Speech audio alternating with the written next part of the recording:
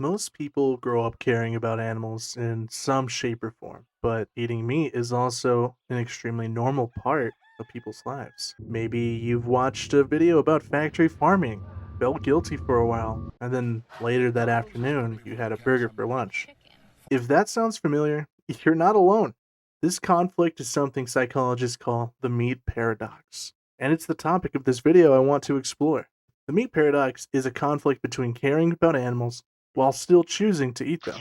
At first, it can seem pretty hypocritical, but after researching this topic, I realized it was much more complicated than that. Most people do not want animals to suffer, but eating meat is also connected to culture, tradition, daily life, and even memories with family and friends. One thing that really stood out to me during my research was just how intelligent a lot of animals can be. During my conversation with my professor, we talked about a few different animals, including octopus. Octopuses are incredibly intelligent creatures. They can solve problems, remember solutions, and even use tools.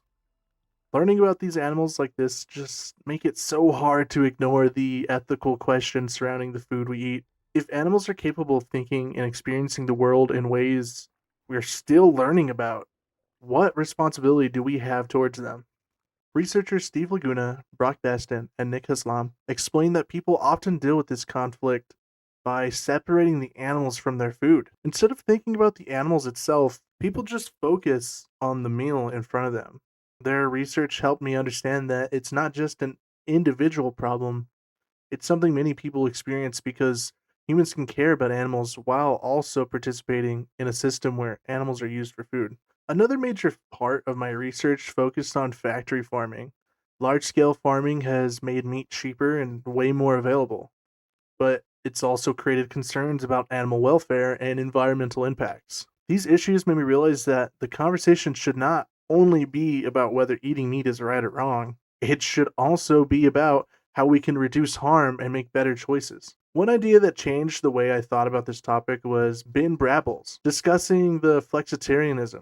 Instead of arguing that everyone needs to become a vegetarian or like a vegan, he explains that reducing the amount of meat people eat can still make a huge difference. I found this idea interesting because it creates such a more realistic solution. It allows people to take action without expecting anyone to completely change their entire lifestyle overnight.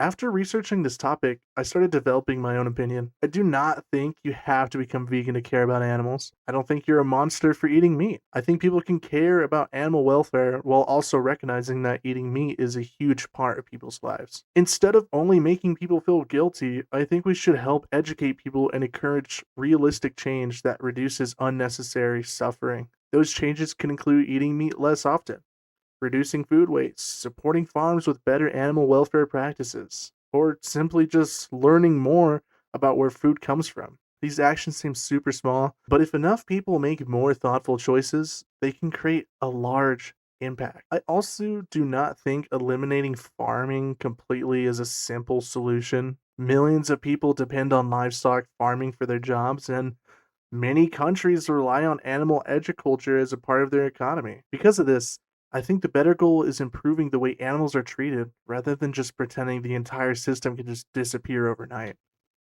And I'll also argue that really the meat paradox is getting stronger. So we are eating more meat. People are eating more and more meat. And yet, at the same time, we're actually more and more sensitive to the rights and needs of animals. The fact is, you guys would not be sitting here 100 years ago. This would not be an event, that many years ago. We weren't sensitive to animals' needs and rights in the same way that we are today. So this meat paradox is actually becoming stronger. It's starting to become a bigger conflict. And of course, this has a number of ramifications. In some ways, it means that we have to actually further and further change our perceptions of animals if we're going to continue to eat meat. In other ways, it perhaps suggests that people are going to give up that behaviour because the conflict is becoming too great. So I'd like to just say thank you, and also I had some. At the beginning of this project, I genuinely thought the main question was whether eating meat was ethical or not. But after deeply researching this, I realized the better question is how can we reduce the harm while recognizing the reality of the world we really live in? The meat paradox does not have a simple answer. but it encourages us to think more carefully about our choices. In the end, I hope people don't walk away from this feeling judged or guilty. I hope they walk away feeling more informed. You don't have to be a vegan to care about animals, but I do think we have a responsibility to make thoughtful choices wherever we can.